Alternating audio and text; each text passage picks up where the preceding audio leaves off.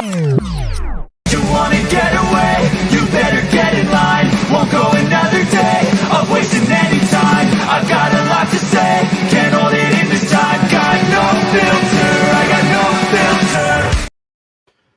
What's going on, everybody? John Anthony, ChairShot Sports, a SportCon affiliate, and as always, 24/7 driven by Zoa Energy. Thank you so much for joining us on a second installment of ChairShot Sports Week in Wrestling. And as always, you know I keep it 100 with you guys all the time. I got to pull the curtain back a little bit.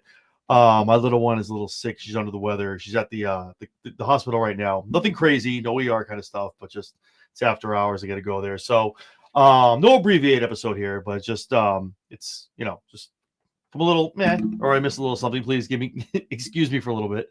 But yeah, so I got a little bit of that going on. But other than that, thank you so much for joining us. So much to get into. Couple big headlines I want to talk about. And also, too, like I said last week, this is purely interactive. Please get in the comments. You like what I'm saying? Tell me you like it. You don't like it. Give me the counterpoint. Let me know your thoughts. We'll bring it up here. We'll talk about it. We'll share it with the class. And for those of you that are looking while I'm looking down on my phone, if you're wondering, I'm making sure my oldest is staying where she needs to be. So there's that. Awesome. So let's jump right into it, guys. Obviously, a great week in wrestling. Let's recap SmackDown, Raw, and NXT real quick. SmackDown after Mania was amazing. Obviously, the Randy John Cena promo. Randy pretty much telling Cena's like, listen, man, dude, you gotta have some kids. You gotta have kids. You might be better the whole night. You might be better with everything. Tells me as he's have kids. Obviously, Cena's like, you come out here, your parents shaming me. I don't like this. Those two go back and forth. At the end of the day, we have our main event for Backlash. John Cena, Randy Orton are taking each other on for the Undisputed Championship at Backlash. Very excited for it. Obviously, Randy's hometown. We have prediction shows coming up next week. I don't want to get too much into it, but I can tell you right now, I cannot see John dropping the belt here. It would mean nothing. Maybe it would mean nothing, but apparently, obviously, the one last time billing, I feel like, is going to be on all of these matches. And like we talked about the Mania predictions and who's going to win. Is it John Cena? Is it Cody Rhodes? It makes sense for someone like John Cena because now John can run it back. And Randy did a great job. I like the fact that Randy addressed and talked about the bizarre world of now where Randy's a face, John's a heel. And now you get that juxtaposition of those two being on the opposite ends of the spectrum and them fighting for a championship. What that match will look like and what it's going to be is great. And I think it's going to be an awesome show. Obviously, St. Louis is going to be hot with their hometown boy, Randy Orton, going for the belt. Mike B2, man, Braun Breaker is an awesome individual, awesome wrestler. I love his addition to the faction. We'll talk about that in a little bit when we talk about Raw. So yeah, Randy and John Cena, they started off. Everything goes good. Zelina Vega. Shout out to Zelina Vega. Almost 300 plus days of not having singles gold, gets her comeuppance, gets her Juts desserts, is now your Women's United States champion. Unfortunately, taking it off of Chelsea Green, who is a favorite here at ChairShot Sports. Love me some Chelsea Green. Love Matt Cardona. But just seeing Zelina get this was awesome. Great to see. Good way to start kind of moving out of Mania into what we're going to do moving the next 4 to 6 months. I can guarantee you right now, not calling predictions, but Chelsea Green is going to be in Money in the Bank. And Chelsea as a Money in the Bank, I'm not saying I want to see that be the one to happen, but man, could you imagine just she'd have people protecting the briefcase. The briefcase would probably be somewhere like an unbreakable case somewhere in the back in the locker room. Oh man, it would be awesome to see. Great to watch. So that was awesome. Obviously, the much anticipated debut and return of one Aleister Black. Baker's return to SmackDown on Friday nights, shutting the Miz up. Miz just foaming at the mouth, diarrhea of the mouth, as usual, talking about how great he is, and he needs to be respected by all these other people coming in. Well, Aleister Black gave him a black mask for his troubles, sits him down. Stampede, thank you so much for coming in. Appreciate you, man. As always, thank you so much. But yeah, so that was awesome to see as well. It's awesome that on a night that Zelina wins the championship, Aleister makes his comeback, and it's great to see those two in the back. They shared a little moment on Instagram. Great to see husband and wife happy again backstage at SmackDown. And then a match that should have been on night 1 or 2 of Mania. Tell me I'm wrong. I'll wait. Give me the reason why it wasn't, because you don't have one. This TLC tag team title match was amazing. Amazing for what we saw. Street Profits, obviously, going over here, taking it, but DIY, Motor City Machine Guns, all of them leaving everything out on the line. So many great moves, so many great spots. I cannot even sit here and write them all down because I went over that on the SmackDown Shakedown. If you want to hear all about that, go check it out on our YouTube. But yeah, an awesome match, man. There's nothing much more I can say about it. Great stuff. Street Profits win. They go over. Great champions, but the match itself should have been focused, or should have been premiered, I should say, and a focus should have been on it in night one at least. Maybe do a pre-show match if you need to go that far with it. But here's what it is. It's an awesome main event on SmackDown. They went commercial-free, 45 minutes of pure wrestling.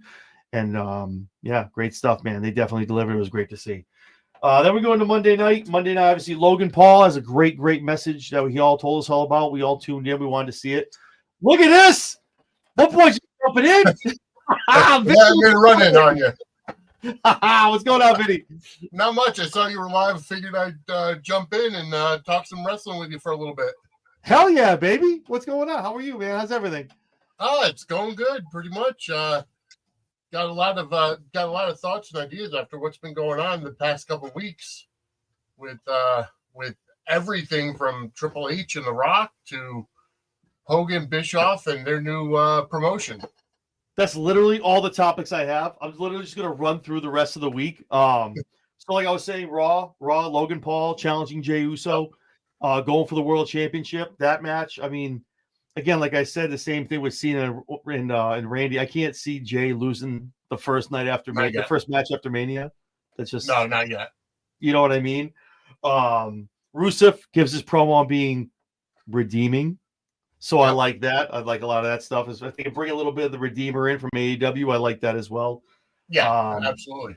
And the whole Sami Zayn underdog thing. You know, a lot of people are getting sick of it. They say they're tired of it, and they're comparing him to Daniel Bryanson or Brian Daniel, however you want, whatever name you want to use. AEW, WWE.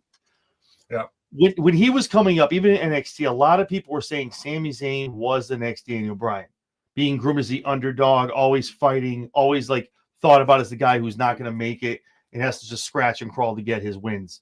Pretty much looks at Seth and goes, man, I love you. You're great. You're a brother outside here. But in this ring, go to hell, man. You're a joke. I hate you.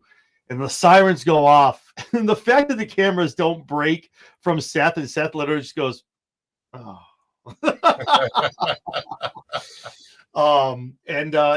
Sammy gets it taken to him. Braun leaves him a laying. And, so Sammy's I'm liking that. I'm liking that faction that they're putting together with Heyman, Rollins, Braun Breaker. It's almost like a new version of the Dangerous Alliance. Absolutely. Whether or not they call it that, which I doubt, they'll call it something different. But I like where they're going. I've made it clear I'm not a huge Seth Rollins fan, but he's the last person from that era for Paul Heyman to be associated with. And it helps to bring Braun Breaker up because we said it on the WrestleMania bonus episode, on the WrestleMania Fallout, that he's destined for the main event. So, he's playing with the big boys now, and with the tutelage of Paul Heyman, he's going to go. The sky's the limit. And it's funny too. I'm pretty active on X, and I know you are too. And Big Papa Pump, Scott came back. I probably want to say, 3 months ago, maybe? About that, yeah. All of a sudden, I look, and here comes Daddy, Rick Steiner. Now Rick is back on X. And I'm like, come on, man. Like, if that doesn't tell you what's happening right now for his kid and Scott's nephew, let me tell you, these guys are on board for it. The rocket's on his back. The stuff that's going to happen in the next 8 to 12 months is going to be phenomenal with Braun. I'm so happy. I still say my prediction for next year WrestleMania is Braun Breaker and Jacob Fatu. You did call that. What title will it be for, though? Do you think it will be for heavyweight? I would like to say it'd be for the world title, but I'm unsure. But either way, within the next 2 or 3 years, those two are going to be the main events of WrestleMania. Those two are the future. Yeah, that's probably one thing I didn't talk about when talking about SmackDown. Like Fatu, again, is just this dude's a national treasure. Like he's just amazing at what he does. Anything even when he grabs the mic from Solo, even the way he's like hitting the top, even that's cool. Like everything he does is just smooth. Oh yeah. But yeah.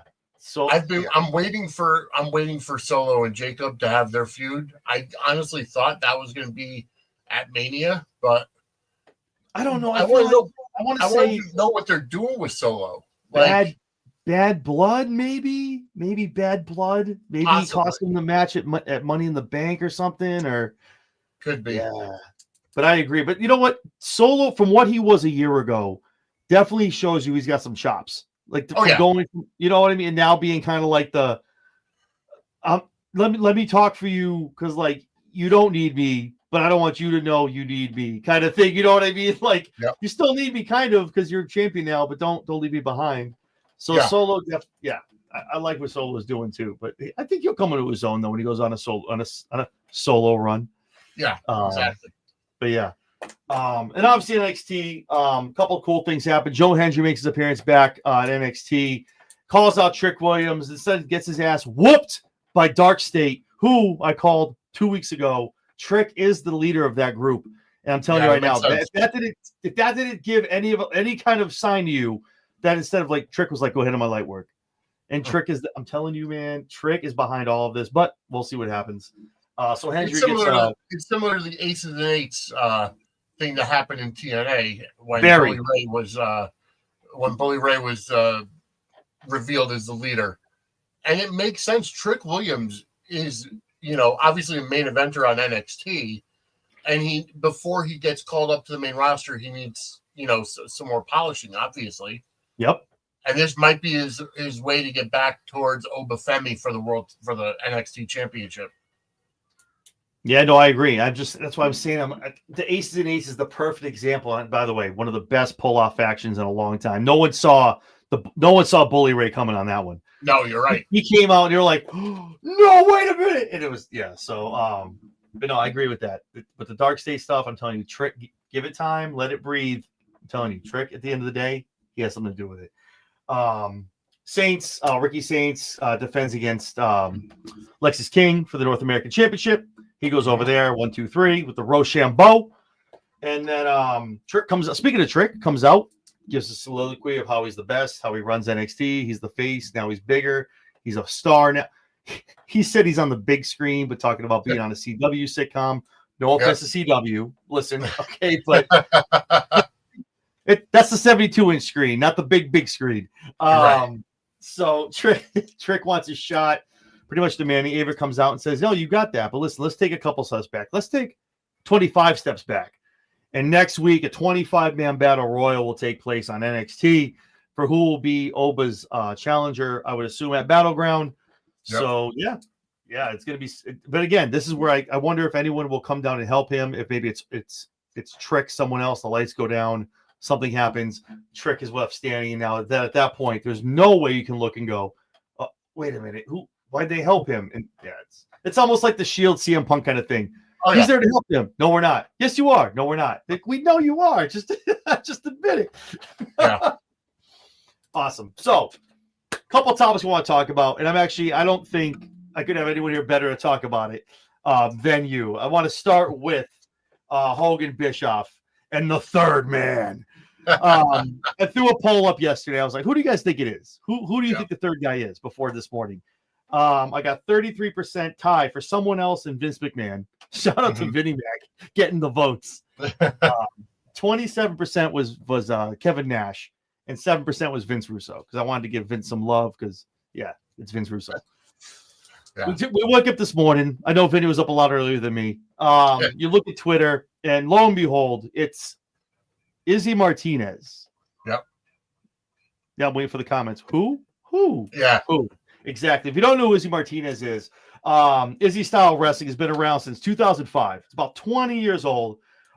Izzy has trained probably some of the greats to ever step foot in an octagon in UFC.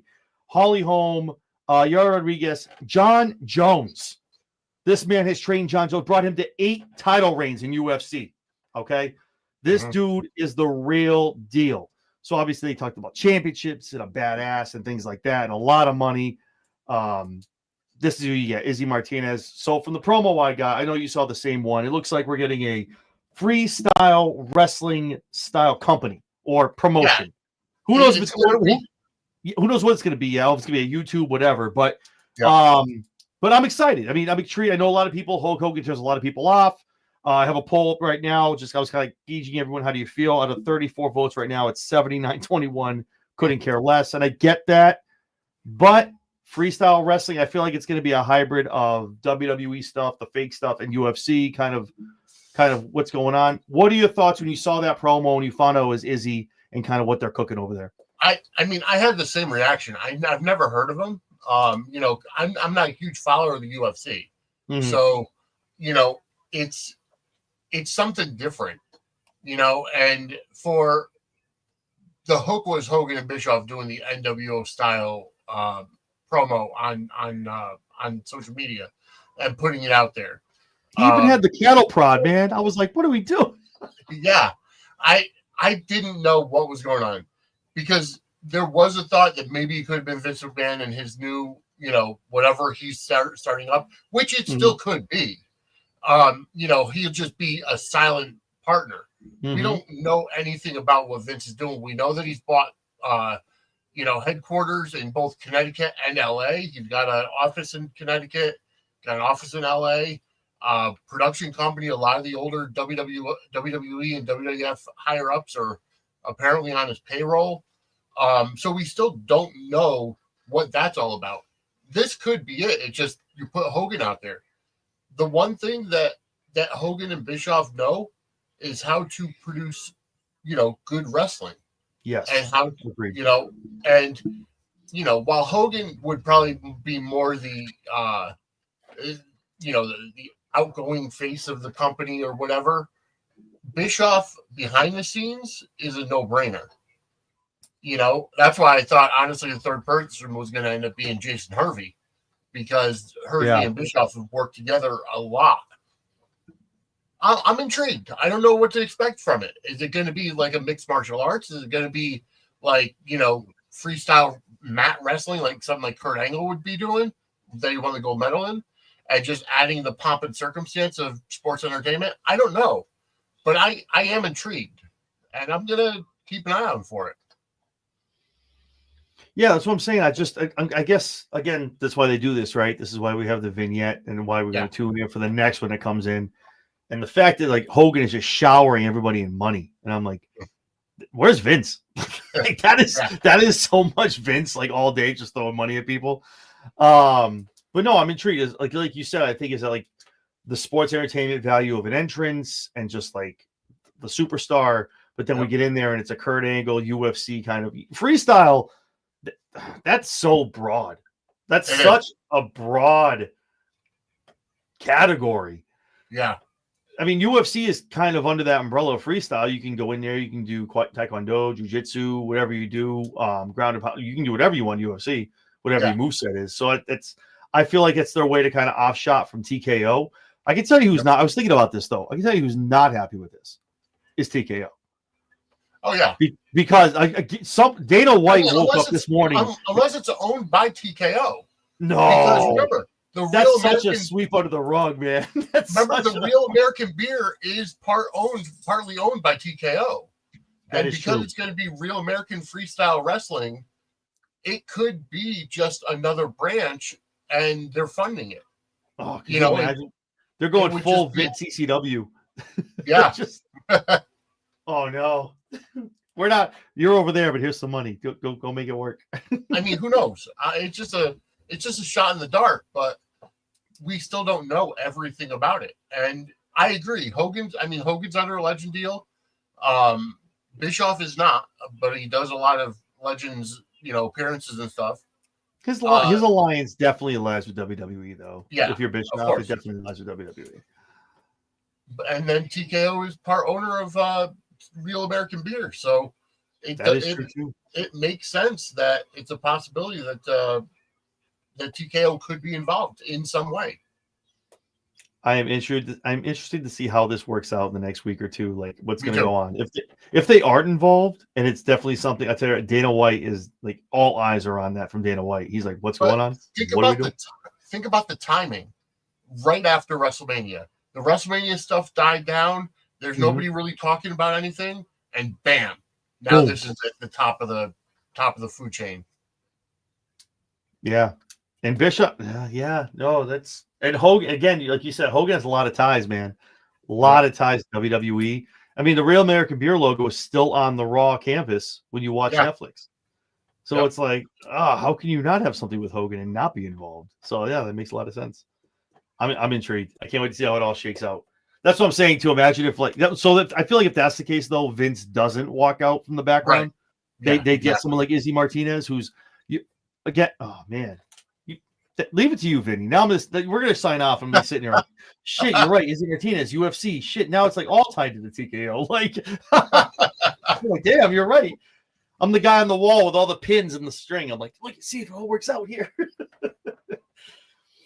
Awesome. So that's awesome. That was great to see today. That was definitely something great to wake up to, and then start digging into as far as Izzy Martinez. And the guy's he's accredited, man. He's holy shit. The guy's a phenomenal fighter himself, and has trained some of the best of the best. So whatever it is, it's going to be good. And anything like you said with Eric Bischoff's brain, if it is something off shot and by themselves, it's going to do pretty good with Bischoff behind it. So yeah, completely agreed. And then you hit on something else when you came in talking about this week in wrestling, Rock and Triple H. Now, this is a tough subject. I don't want to go too far into this because I think it's been beaten to death by 1,700 other podcasters and 1,500 other like shows and anything on Spotify. Like, pretty much at the end of the day, what it looks like to me, this is pure opinion. This is my opinion of myself. Yeah, but it is, but it isn't. I feel like there's something. Okay, I've got an idea. Allow me a volley, sir. In the words of Paul Heyman, allow me a volley. So apparently they're talking like Roman Reigns versus The Rock is possibly on the table for WrestleMania 42. So here's my brain has been going at this all day, and I thought about it. Triple H can't wrestle, so anything between The Rock and Triple H couldn't get blown off unless there's a tag team match and Triple H doesn't have to bump.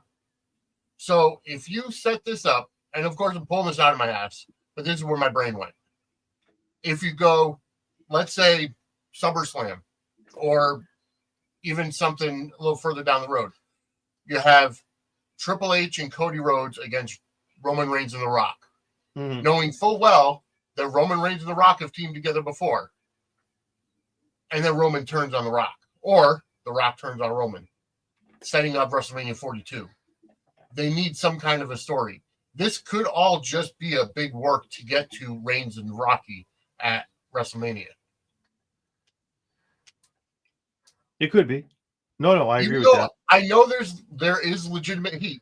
There's got to be heat between Rock and Triple H. I mean, for a long time, but who knows? Take away everything else from before. I know obviously they have past heat that was real. Yeah. They squashed it. They did a whole segment with him and then Stephanie breaks it up. They go out to dinner or whatever. It was just going off of everything, just what they said, just taking their words, right? Yeah. So then Rock talks about Elimination Chambers coming up after Rumble. Tickets are low. Ari reached out to The Rock. Why is Ari reaching out to The Rock when he's got Triple H right here talking to him about what's going on? We got to reach out to Dwayne to come save the day. Although that's even curious because according to WrestleTix, they were almost sold out. Maybe they had 1,000 tickets or 1,500 tickets left before The Rock got involved. So that didn't make sense to me. Yeah, that didn't make sense to me when he said that. So I was like, okay, got that. And then obviously Triple H, and you can read into what you want. Obviously, it was an hour and a half long speech. I know I lost sleep over it. Paul had a long speech, and God bless the man. Like he checked every box he needed to. God bless him. And he did it so Shawn Michaels missed his call time for NXT. But anyway, so but no, he didn't talk about Dwayne or The Rock at all. And now that could be easily easily dismissed. Okay, there was 14 other people before The Rock came around, but even in rivalries, anything like that, did not mention The Rock in the least. Yeah. Then we get to Pat McAfee, which I was very excited because I don't go to work till like 4 o'clock on Tuesday, so I'm home for it. I'm like, yes, Pat McAfee, let's go, let's watch it. All right, I'm here for it. And Dwayne goes in and says, well, there's probably some things I would have finessed. Done different. And there's probably, I would have done a little bit different. Yeah. And I'm thinking, again, I'm a Rocky fan. You can't see it. I got the Rock belt up here. I've been a Rocky Johnson guy the whole night. I got the Zoa shit, the Terramana, you name it. Okay. Yep. But I'm like, what would you know what would have been easier for you not to fix is if the shit you started at Elimination Chamber, you showed up at Mania and you finished it. And that was you ghosted everybody for an entire road to Mania. And we get Travis Scott. That took 17 minutes to get down to the damn ring to finally get a receipt from Cody. Like, what? What? So to me, it feels like Rock literally came in. And before I say what I'm going to say, I feel like this stems back to 40. You got to go back. I really feel like Rock's ego is still kind of hurt when he was like, listen, Cody, I'm going to do this. Me and my cousin, it's what we need. It's what WWE needs. And the fans were like, screw you. We want Cody. We don't want you. The man is still butthurt, and he carried that all the way, comes to Elimination Chamber, pulls some strings as a puppet master, and goes, have fun. Right? See how that works out for you. And disappears. The way you ruined my main event last year, I'm ruining your main event this year. 100%. You ruined mine? Have fun. Now I was to talk shit about you for 3 months. Have fun. Yep.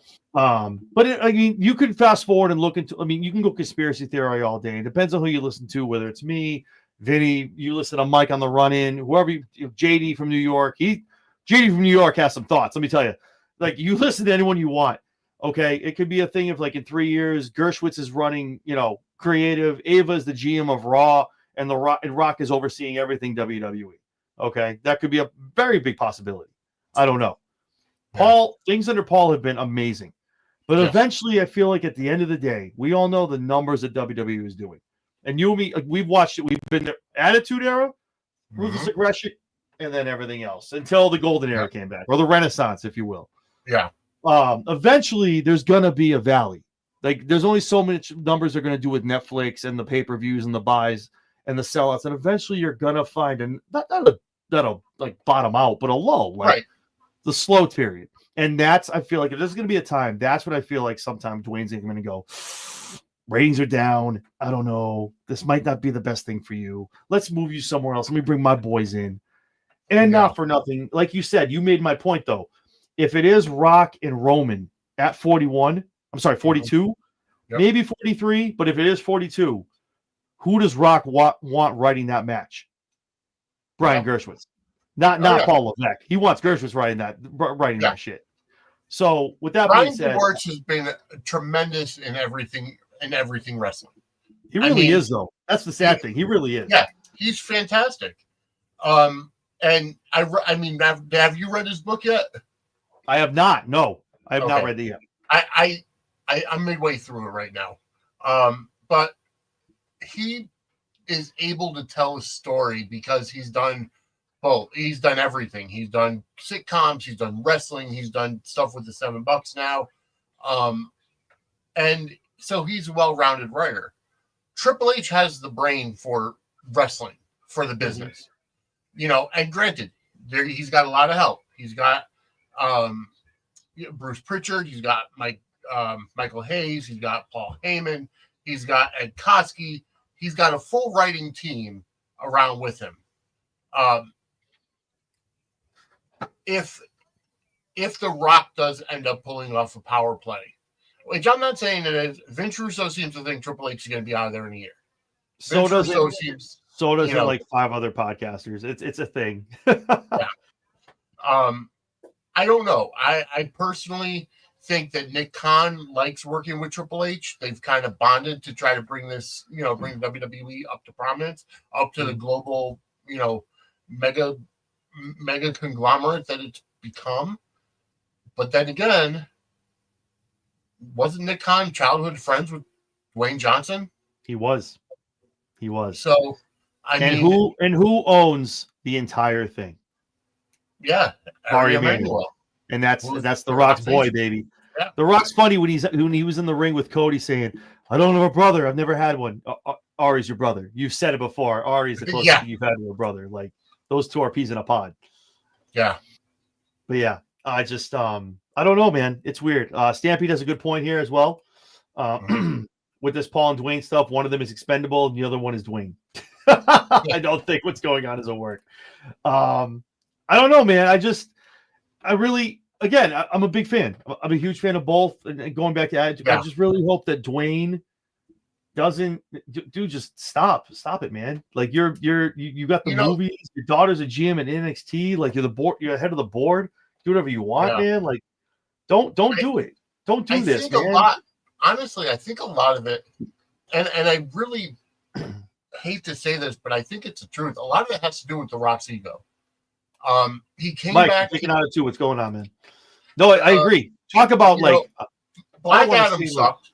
The Black Adam was like kicked out of the DC universe because whatever happened with it.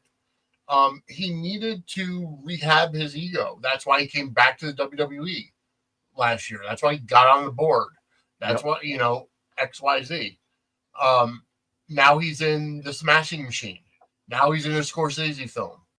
He's gonna win an Oscar for that. I guarantee you, he's gonna win an Oscar for that Scorsese film. I would love that. I mean, I'm glad that somebody with a background in wrestling could finally win an Oscar. I still think Kane should have for See No Evil, but that's just me. That was a good movie. I agree. That was a good movie. But the thing about it is it comes back to the Rock's ego. And when, according to The Rock, he pitched Cody turning heel, and Triple H came back with, well, how about Cena? And Cena was all for it. It could have been done so much better. We could pick it apart left and right. Oh, yeah, absolutely. No. I could sit here and look at you and go, take The Rock out of Elimination Chamber, and then Cena does the good guy thing, and then take everything down to Mania Night 2. Cena does the same shit where the ref is turned. He's so desperate, hits him, nut shot, 1, 2, 3. Now it's like, oh my effing God. Like, here we go.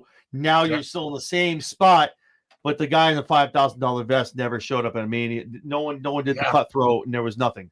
You didn't need it. Yeah, there's two things now. When The Rock came to Bad Blood, there was no payoff. There was no reason for it.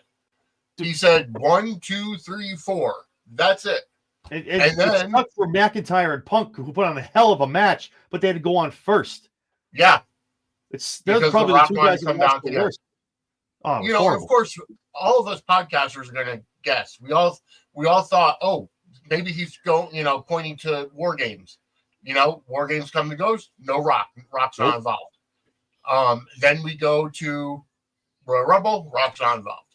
We go to Elimination Chamber. Rock comes out. And then, he does his thing. Now he holds up 3. So there's some bigger story around. I'm hoping. But does anybody else know the story besides Dwayne? I feel like he just shows up. He's like, oh, by the way, the third guy, it's this guy. And you're like, what the fuck? Yeah. Why did you tell us that 6 months ago? We would have worked it in. Now we have to rewrite everything. Well, again, what is Travis Scott doing there? I get it. He's a fan, but he's not a full-time wrestler. There's no reason for it. If the Rock, it just had something to do with them using Fiend, like in the theme. I don't know. They used the Weekend 6. They've used the Weekend 6 straight years. The Weekend's not over here kicking the shit out of Cody, banging Cody in the face. Yeah. Like, I don't understand why Travis Scott needs to get to come in. He's on the Netflix premiere. He's smoking a bone. Like, I don't know, man. Like, that is a Dwayne thing. That is a Dwayne thing. I guarantee you. But Mike actually has a really good point. I was going to bring this up. They let Hunter go. I think we see next to this, like when Vince knows back in after walking away, some people came back. That is 155,000% true. People literally came back because Paul was in charge. Look at TNA. Scott D'Amore gets shipped out, and they're like, "Screw! I'm going to see you guys. Screw this place. I'm out." And they I all think- go to Maple Leaf Yeah. Maple Leaf Pro Wrestling. Yeah, Maple Leaf they all Pro. end up going up Yeah. north to wrestle with him. Like I think you bring that. a lot of it has to do with the presentation of pro wrestling. Mhm. You know, it's too many people, and don't get me wrong, pro wrestling, sports entertainment, you could call it the same, whatever you want. But the thing is that we as fans were looking for that pro wrestling, and Triple H brought the term back. They could say pro wrestling again. They could say, you know, hospital again. He's pulling back the curtain. You know, Title belt. The Netflix premiere saying, you know, heels and baby faces and this and that. You know, peeling back the curtain. Mhm. And again with this new show, Unreal, which I'm still torn on whether I'm even going to watch it or not. Well, I'm going to talk about that in a minute. Actually, that was my next topic. So go ahead. Yeah. Let you finish. But he pulled the curtain back because Vince pulled it back first. That it is sports entertainment. It's not a full competition, but people still want to believe in it. People still want to believe, you know, in the story, get lost in the story. And I could go back to, I listened to a number of podcasts, and WrestleMania 3, obviously Hogan versus Andre. You know, the idea that Andre had never been beaten, Andre had never been slammed. Hogan slammed Andre a number of times prior to that. It was never on the national stage. The Rougeau brothers, who had seen Hogan slam Andre in a previous card in Quebec or Montreal, actually got so swept up in the story, in the cinema, that they were, you know, shocked that Hogan slammed Andre, you know, and got caught up in it. So that's what WWE does. They produce cinema. That's where the pro wrestling is. That's where the sports entertainment comes in. Vince went way too far with the entertainment eventually. Triple H brought it back. Rock comes in, and that's, you know, where I agree with Mike. If the Rock gets in there, he's all for the entertainment. He's all for the sports entertainment, and we're going to lose that professional wrestling again. So there will be a mass exodus. I agree. And the other thing too is you can't tell me, because if you get rid of Paul, right? You put Gershwitz in place of that. The Rock is going to have to have more of a hands-on feel, and I don't think he's anywhere close of hanging it up in Hollywood. Maybe he is. I don't know. Maybe that's what we don't know. Maybe the sun is setting on that. He's had his 15, 20. It's about 15 or 20 movies of fame. Maybe that the sun is setting and they're like, Dwayne, it's not out there for you, man. That's why he's doing Scorsese now. He's not saving the earth. He's not saving the world. He's not saving his family from a tornado or a tsunami. Like now he's like doing Scorsese work, which is, God bless him, man. I don't know if you obviously saw the Pat McAfee interview. I did a little research. Like that story is actually, it's very Godfather-esque. So with Scorsese at the helm, like literally, what's the meme? Cinema. Like that's good. With Dwayne, and Dwayne's a good actor. I'll give him that. Say what you want about him. You don't like him in the Tooth Fairy or the Rundown. And if you haven't seen what the hell's the movie? Damn it, where his kid ends up getting bagged for his friend moving drugs, and he has to drive the drugs over in the truck. The hell's the name of the movie? Yeah, see? Yeah. What is it? The Snitch? Is it Snitch? Snitch. Yeah. If you haven't seen that movie, Snitch, go watch it. The Rock, very, very good. Nothing forced. Very, very good in drama. Awesome stuff. But anyway, I digress. Stamp, here's some breaking news. As always, speaking of Maple Leaf, Mike Bailey's withdrawn from the 20-man championship gauntlet to enter an International Superstar Showcase 3-way versus Gabe Kidd and British heavyweight champion Michael Akua. Ooh, one who's going to replace him in the 20-man. That 20-man in Maple Leaf is stacked. Really? I haven't been paying any attention to it, so. Yeah, no, they're doing some big stuff. PCO sends me a lot of stuff to kind of share out for him on X. So he was telling me like I've been asking him to get me with Scott D'Amore for months. I'm like, please give me that man for 20 minutes. I just want Scott D'Amore for 20 minutes, man. Yeah. But yeah. And then Michael puts this out there. In terms of pulling the curtain back, I agree that we are pulling the curtain back a little too much at times, like with the Unreal podcast. Um, with the Unreal docuseries, I don't know whether I'm going to watch or not. I don't mind the behind the scenes stuff, like the documentaries behind WrestleMania 9 or when they do the day of or stuff like that. Stuff from 20, 30 years ago, that I can care less. I like watching that kind of stuff. I don't want to see the stuff current day. I don't want to see the behind the scenes of the making, with the storyboards, and all that, because that's, to me, is like, okay, you're not going to go to, I don't even know what sitcoms are on now, but what's the new one with what's the one with Tim Allen and Kat Dennings? I can't remember the name. Overdrive or something. Shifting Gears. Shifting So Gears. you're not going to go to Shifting Gears and sit with in the writers' room and have them document, oh, we're going to go with the storyline for the season, and this is how we're going to write it and break it down step by step by step. You're not going to do that. Maybe in a year or two they might do behind the scenes, but ultimately, I think that's a bad thing. But that's just me. That would come from an old school wrestling fan. Oh, good friend of the show, Jesse B wants to join in. Say yo, Jesse, what's going on? Well, I guess you guys kind of took the air out of my sail. The thing I was going to talk to the next topic was, how have we gone too far? Have we pulled the curtain? There's pulling the curtain back, and there's opening the drapes and opening the window and pulling up the blinds. Like, again, I know, again, perfect person to talk to. Kayfabe, still real to me, damn it. Like, I'm not stupid. You are not either. And 94.6% of the people that watch wrestling aren't. And they know, okay, this is ABC to YZ. I get it. But you like to it's that 3 hours to immerse yourself and just disband disbelief.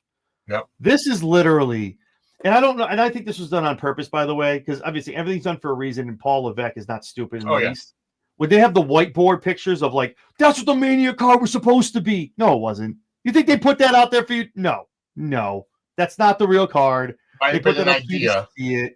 Yeah. But I think, to be honest with you, and I'm not trying to be like that old guy shaking my fist at the clouds, but like, this is a little much for me. I think I agree with you. Yeah. This is a little much. I mean, I know when I was younger, I had to go to school and I heard the F word. It wasn't that word. It was fake, because I like wrestling. And I had to explain why I wasn't fake and this and that. And what about this? What about that? That's cool. Great. But wrestling's cool again. But like, why the hell do we need to tell everybody that we're booking? It doesn't make sense to me. I just want to understand that this couldn't have come from Paul. This has to be an Ari Emanuel thing where it's, let's let them know how gritty this is and how the work that goes into it, how we're not fake. Everyone knows this is a scripted thing. It's a drama. It's the same thing you watch and talk about weekly on daytime television. It's the storyline is so-and-so is going to get married or is going to die off. But let's get there by doing all this before we get there. Yeah. Just like WrestleMania 41, Cody and Cena. How do we get there? All the way back. Let's run it in. That's how they used to book it. That's how they used to book it. They would figure out the WrestleMania card or WrestleMania main event in like August or earlier and work backwards. That's the best way. You figure out what the blow off is going to be, and then you work backwards. It's the pacing. Now, granted, it's a different era now. I mean, when they did Hogan and Warrior at WrestleMania 6, that was planned, 6 to 8 months in advance, but they didn't have weekly Monday Night Raws and monthly pay-per-views or PLEs that you had to have specific beats. They had, syndicated, which they could have waited everything out. Mm-hmm.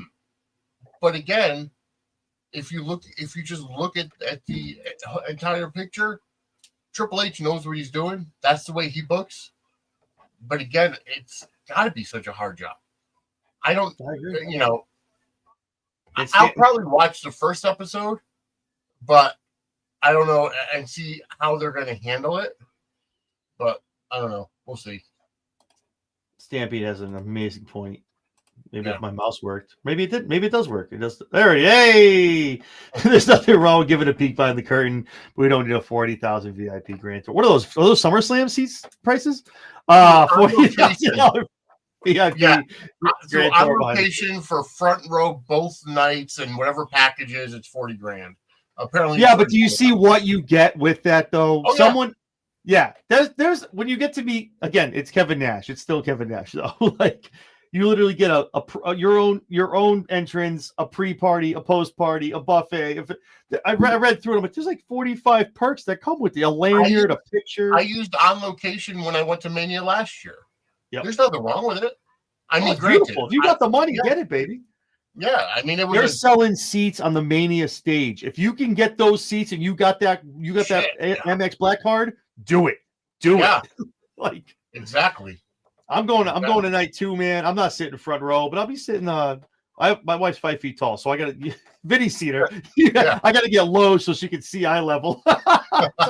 someone stands up, it's over. I got to hear it the whole time. So, but no, I'm not buying front row, man. Like if it was even Mania, would I go to Mania?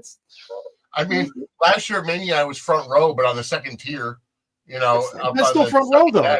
Front row is such like I'm not green t-shirt guy. Like I can't. Yeah. Does anyone know what he does for a living, by the way? Does anyone know? I've heard real estate. He's got to. Jesus. Yeah. It's got to be real estate. That's the only thing, man. Stampede, that you've got to know. What does green shirt guy do? That's the one question I have for Stampede, damn it. I need answers.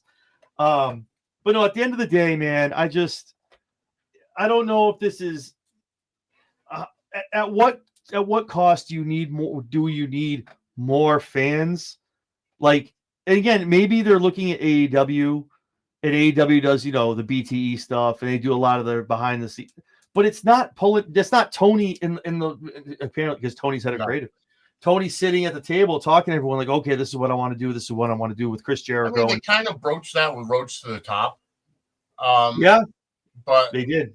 But they kind of stopped that. I mean, ultimately, do you want to do something like Hard Knocks for wrestling? Because that's what this is going to end up being. But if you have that, you already have LFG, you have NXT, you have Evolve. You can do that with that. You can follow LFG. Last night NXT, Undertaker just brought his boys up to NXT.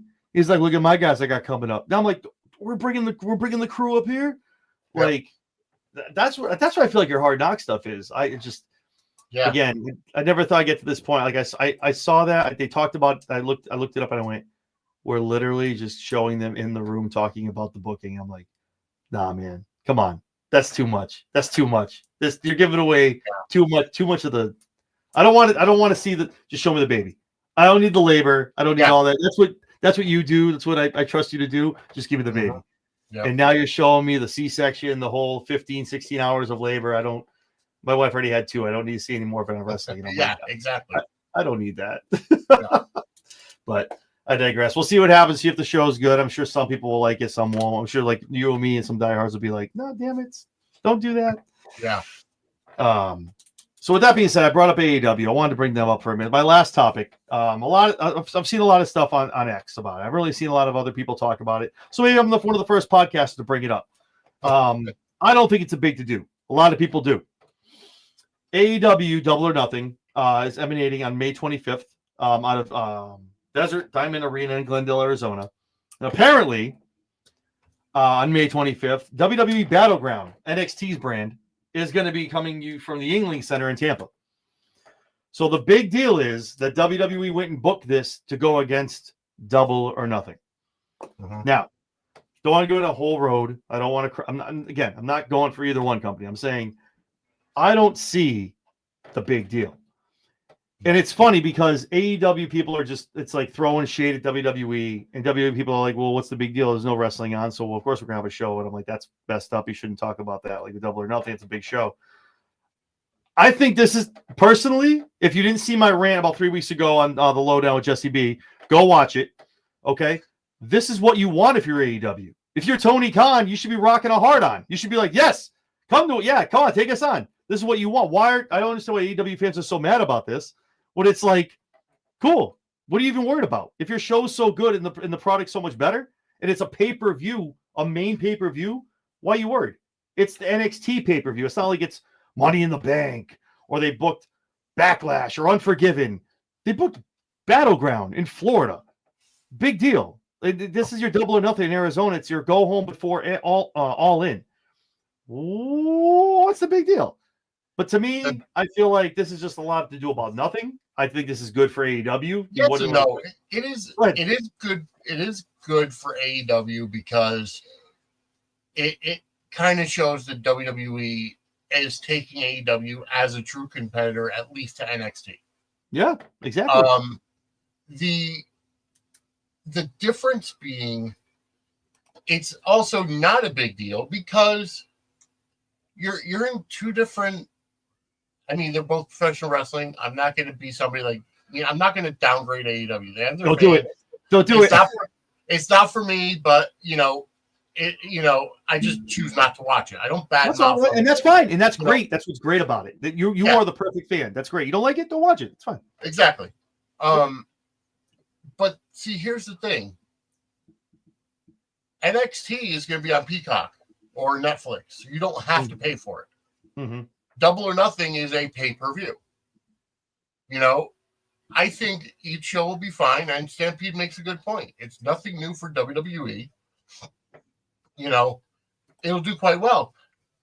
It will force Tony Khan to book a good show.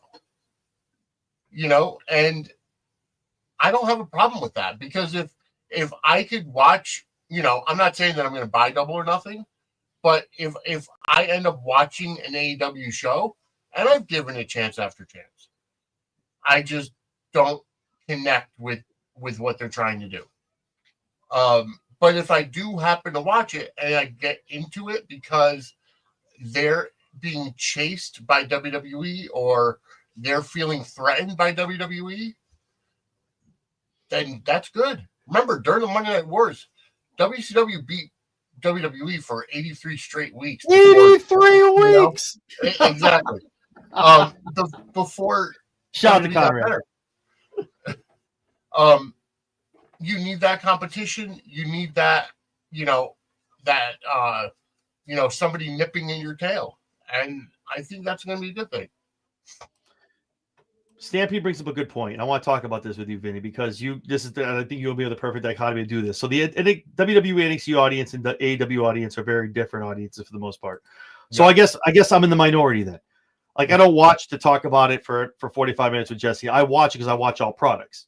Yep. Is it for me? Is it what I grew up with? No. Do I find the positives in it? Maybe. Yes, I do, because I like to watch all wrestling. I watch TNA. Stampede knows this. I'm expanding New Japan, all this stuff, Stardom. So I kind of obviously don't have enough time to watch all that. Trust me, it sucks. It's my God bless my wife. But no, so this is why I've told Stampede, if we have a show that we really break it down, a non-biased, just having a conversation kind of thing. I need to have Stampede on because it's tough in comments. I really would like to expand on that because I watch both. Are there some things I watch in AEW and I go, what the fuck is that? What are you doing? Yes. Do something I watch in WWE and go, what the hell was that? That's everything. So I wish I knew what you meant, and not in a bad way, but how does it differ? I know you said it's not your thing. We've talked about why. Yeah. It's just not your shtick, and that's fine, and that's great. You don't have to. And honestly, some of it, kind of like you, some of it I would probably enjoy. Mm-hmm. But for me to take the time out of my schedule to sit down and watch, Dynamite or Collision, it wouldn't. I feel like the stuff that I would like would be so minuscule compared to the stuff that's not for me. I agree with that. I think a lot of it has to do with the mindset of Tony Khan.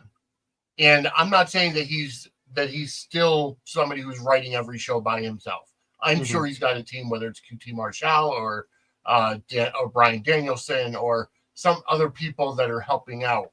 Yeah. But there were a few things that I saw, even on the clips on X, and I know they should be taken with a grain of salt because the context isn't there. But from what I saw, I didn't like. The swerve with the syringe, with Hangman, Adam Page. You know what I mean? So I have no problem, and Mike puts it right. Critiquing is fine. That's exactly right. Of the AEW sickos or the drones that think and yell if it's not a product, it sucks. I mean, it's the same thing with politics. It's the same thing with with everything nowadays. If you're not somebody that likes what I like, you're a bigot, you're racist, you're homophobic, you're transphobic, XYZ. You can put anything like it. Me and Jesse were on a show, I think 2 weeks ago, and obviously, like, I do the show with her. I do a lot of other shows, but someone was in the comments, and they were like, "Well, how can you watch both?" What do you mean? How can I watch both? What the hell does that even mean? Yeah, like, yes, I can watch multiple products and have this big brain, this little brain that I have up here. It's open enough to watch everything and take it in for what it is, digest it. As someone who's been watching wrestling for 30 something years, Vinny's been watching it longer than me. Like, we have an eye for that. What wrestling, when it's wrestling, it's wrestling. When it hits, it hits. You know what it is.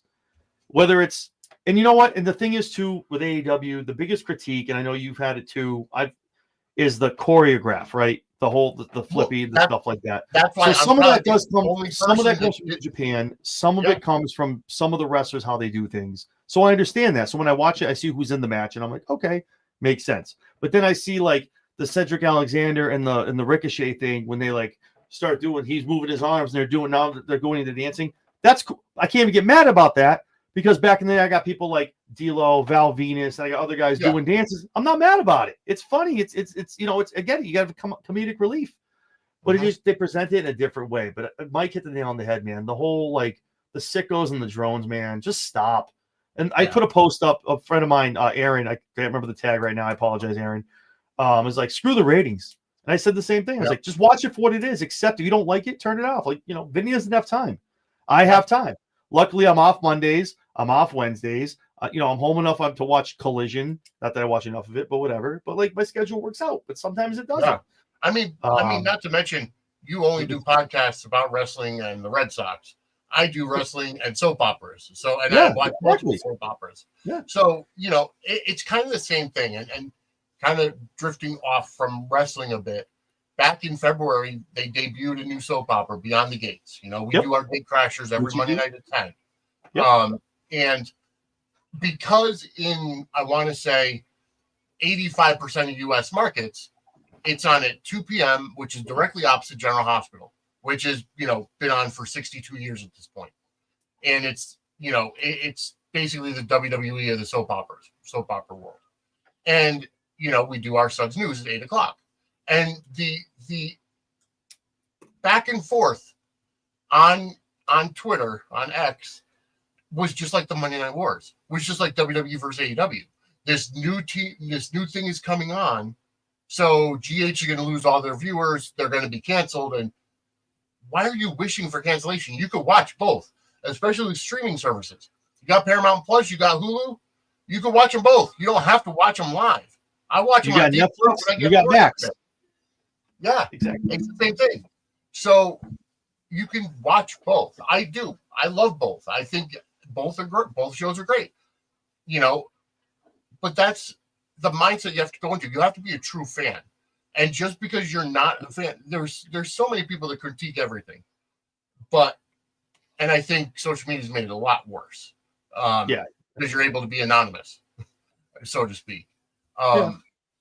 But it comes back to the same thing. You don't like it, don't watch it. But don't try to ruin everybody else who enjoys it. You don't think that you have to make everybody think the same way that you do. And there's something wrong with them if they don't. Same thing with Mike says, WWE is my priority. And that's all there is to it. Try to catch AEW when I can, TNA when I can. I catch Japan shows. I have Triller to throw on GCW and such. If you don't like some of those, it's fine. Don't waste your hour. Exactly. It's what you want to spend your time on, what you want to watch. Exactly. And nowadays, believe me, we really need to switch to that Men in Black 36-hour days sometimes, I feel, because there's not enough time in the day for everything that has to get done. Do you get used to that? Yeah, you get used to it, or you'll go insane. Either one, whatever happens. Yeah.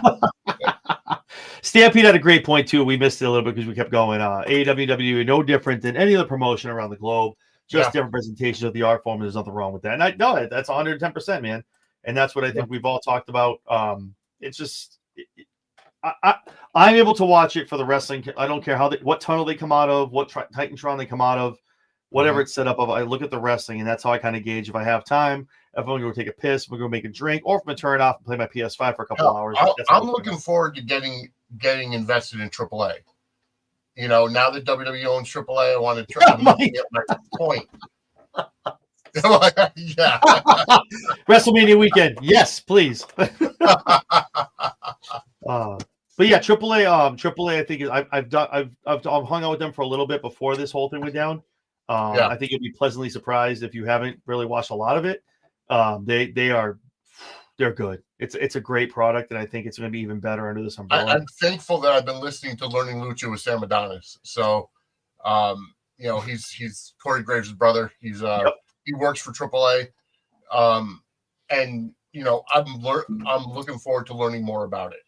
So, I hope they keep it AAA. That someone says some weird crap about NXT Mexico or something like that. I'm like, nah, man, don't do any of that. They'll keep it AAA. Keep it AAA, man. Don't do any of that weird stuff with it. Just if it's not broke, don't fix it. They just bought it to get some more in there, and I'm sure Grande Americano will have a great spot in that. You know, they actually been talking about that match, Dom Mysterio versus El Grande Americano for Triple Mania. No. Yeah. Really? Yeah, actually, I heard it on on Conrad and Jeff. No, was it Conrad and Jeff Jarrett? Sounds like something Conrad. No, Conrad and JBL on Something to Wrestle. Yes. Where Conrad said, "Yeah, it's or Conan confirmed that, you know, or either Conan or Disco on Conan's podcast said that they were actually looking at that." So. Yeah, AAA makes sense. The legacy, keep the legacy. I'm just hoping they get the catalog up somewhere like Peacock or Netflix or somewhere else. So, no, I agree. I think that's probably one of those things too. It's going to get thrown out. I feel like the Netflix deal. There's not that much money for just Netflix. Raw 2.5 hours a week. Like there's definitely something more coming down the road. Netflix has everything WWE internationally. So SmackDown, NXT, PLEs. Everything from WWE internationally is on Netflix. US is the only one that has Peacock. Oh, that's right. SmackDown on Netflix. Right. I apologize. You're right. Yep. So, you know, it's the same thing. My biggest fear, I know they've said that they're supposedly keeping the Peacock deal. My biggest fear is if they move everything to Netflix, we're not going to get that entire library like we have now. You know, so that's the biggest thing that I could. The only thing I can see, I would be happy with if it moved to Netflix. If they're like, sorry, Peacock, we're going over here. They take everything. I want my whole library back. Yes. I don't want the edited out matches, the pay-per-views you don't want people to see. I want it all, baby. I want to watch everything from start to finish. Yeah. So if they could do that for me, and that means it goes to Netflix because it's the streaming, and it's obviously Netflix is a different. Like, my favorite shows on Peacock are Legends with JBL, the roundtable, the Legends Roundtable show. Party of Three. What is it? Party of Three? Table for Three. Table for Three. Yeah, that's good. But also the ones they had on Classics on Demand, the Legends WWE Legends, where they had the 5 people. Yes. You know, those are some of my favorite shows on Peacock, and I'm glad they brought them over from WWE Network. I just hope we don't lose stuff like that if it moves over to Netflix. That's true. Hopefully they'll keep all those on. I feel like at Netflix, though, they're able to throw those on here and there and just kind of put it out. But we'll see what happens. Awesome. Well, you jumping in kind of made perfect sense with this show. I feel like you saw the headlines I was talking about. And you're like, I gotta talk about. I got some things I want to say. But yeah, no, I think it's been a great week. Obviously, the Bischoff Hogan stuff. I'm sure we'll talk about it next week as well. So like find out kind of what the third man and what he's going to do with them, and what exactly it's going to form out to be. Rock and Triple H, I think, is on the shelf for a while. And let's see what as we get closer to AEW Double or Nothing in Battleground. I'm sure we'll see more and more how the cards are. It definitely looks like they are. Again, I don't want to say this because every show that NXT does is great. They don't take a day off or a month off. Right. So it does look like they're banking for a big Battleground. Mm-hmm. And again, I maybe I'm saying this is Stampede's right here. I could just ask him. I didn't have a chance to look. I was going to. With them being in Arizona and Battleground being in Florida, I don't know how the times match up. Right. I don't know who overlaps what. Give it 2 minutes. I'm sure Stampede will come in a minute. But yeah, no, I think that might have something to do with it because if Double or Nothing goes on, Arizona's 3 difference. If they were to start at what time is it? 3? They start at 3 or 4. Battlegrounds on at 7. So that's 7 to 3 hours already. I don't know. That's what I don't know. I think that's again at the end of the day too. When I look at these things, and I don't think it was, let's go against AEW. It goes, they're on the West Coast. They start at X. We can just start our shit the same time, not move anything around, and start at this time. We don't have to worry about it, or not worry about it. But we're staying out of their way. They're not in our way. Everyone wins. They're done at 7:30, 8 o'clock. We start at 8. There we go. Yep. You know what I mean? Instead, it's got to get looked at like WWE's coming for AEW. And like I've said, if that's the case, if I'm Tony Khan, hell yeah, come get me. Come get me. You want to do the same day? Let's match up ratings like that. You should be excited for that if you're an AEW fan. Oh, but the fact that it's like, stupid WWE. Look at how pathetic they are. Pathetic because they're matching up against you. That I don't know. Again, Mike hit it on the head. The drones and the sickos, whatever you want to do, man. But you can look for reasons. It's just, listen, I guarantee you, I don't know the times. Jessie should even know if she's still in here. But I guarantee you the times match up where Double or Nothing will probably just be getting over, and then Battleground will start. And they don't even match up together. But or the other way around. Yeah, you know what I mean? That's what I'm saying. Yeah. Battleground's on it. I think they said it 7:30. Yeah, 7:30, which is wild because it's usually 7 or 8. So I guarantee they probably start in the West at like 3:30 or 4, whatever it is. But yeah. Okada, I will say this: Okada and Kenny in the AEW ring for the first time tonight. I'm excited for that.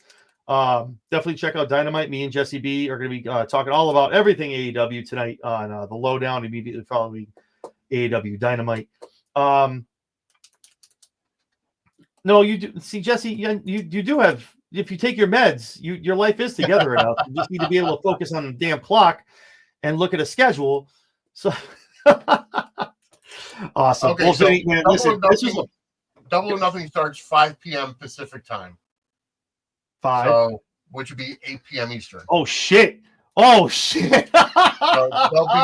it's right up against Battleground. Woo! Let's go. Can't wait for those tweets on Sunday night. Yeah. You know who it sucks for? You know who it honestly sucks for at the end of the day? Me. You know why? Because I got to have my TV on. I got to have my computer on. I'm watching 2 different damn shows. I got to do 2 different shows at the end of the sucks for me. It sucks. Like what I did during the Monday Night Wars, I had 2 TVs on in my bedroom. That's what I'm saying. I had 2 13-inch TVs. I'm dating myself, but yeah. I had 2 TVs, 1 Raw, 1 Nitro, and that's the way it was. That's what I'm doing. They're both, and let that be said to everybody. Both of them are getting my ratings. Both, both because I'm watching both. Damn it. See, Mike just said the same thing. Yeah. Sucks for the real fans that want to watch both because we can't bounce back and forth like we used to. You can't because you got to sign out, go into the next app. You can't just. Either that, or you have a computer, and you have an iPad, or you have an iPad and a phone, or 2 different devices. No, not that night, Jesse. You can't tape one and watch the other. You got to watch both. You got to be live in the moment. Awesome, man. Well, Vinny, this was a pleasant surprise, man. Thank you so much, man. Appreciate you, man. No problem. Happy to jump in and do a run-in. But these are definitely, this is definitely some awesome topics I'm glad you're here for because I know you can definitely give it good amount of things to talk about with it. So I appreciate it. And always to Stampede, to Mike, obviously Jesse B jumping in. Fans today would never have survived the VHS tape. Oh my God. Oh, no one would survive, man. No one. The DVR is hard enough. Yeah. Oh, Jesus. Got to rewind, go back. Oh, Jesus. Anyway. So, All right. well, again, Cool. yeah, so thank you so much, man. I appreciate it. And for those of you that tune in, don't know who Vinny is. Vinny, where can everyone find you on the socials, man? Where can they find you on YouTube? Yeah, on YouTube, it's at Suds-Media. You could be watching this live right now on that page. A lot of that stuff is obviously from ChairShot Sports when it comes to wrestling. We also do a lot of soap opera related, Suds News, Gate Crashers. We're taking a hiatus from Dockside at the Bay this month just because of my personal schedule. I will actually be up near you this weekend. I'll be up in Manchester, New Hampshire, this coming Saturday. This weekend we're staying in Londonderry, New Hampshire. Because Nice. I'm graduating from SNHU for my master's. So Hey, congratulations, man! That is Thank you. awesome. Shit, damn, man. All right. But yeah, you could follow me on Twitter at Suds. At Suds Media is the actual network Twitter, but at Vinny Suds is my personal, and Vinny Suds on Facebook. So either way, yeah. Thank you, Mike. Thank you very much. Appreciate it. Been a long, hard road. That's awesome, man. Congratulations again. I sincerely mean it. That's amazing, man. Good for you. Yeah. That's awesome. And obviously, if you're watching me, you know I'm here pretty much every day of the week. After Mondays on Raw, Fridays on SmackDown, Wednesdays you can catch me as a co-host over on the Lowdown with Jesse B, talking everything AEW. And also check out our new debut show on Thursday nights, talking TNA, immediately following TNA on TNA Plus.